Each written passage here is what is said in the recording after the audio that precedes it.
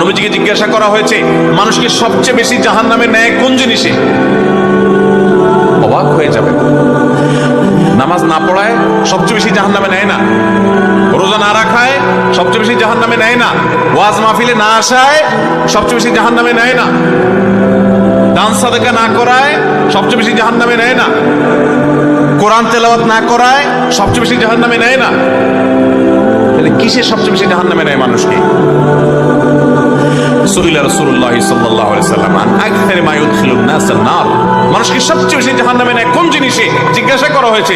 নবীজি বলেছেন দুই জিনিস, আল ফামু ওয়াল ফারাজ, মানুষের জিহ্বা, মুখ এবং লজ্জাস্থান, এই দুইটা অঙ্গ মানুষকে সবচেয়ে বেশি জাহান্নামে নিয়ে যায়।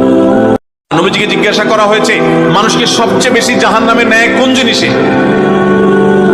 অবাক হয়ে যাবে। নামাজ না পড়ায় সবচেয়ে বেশি জাহান্নামে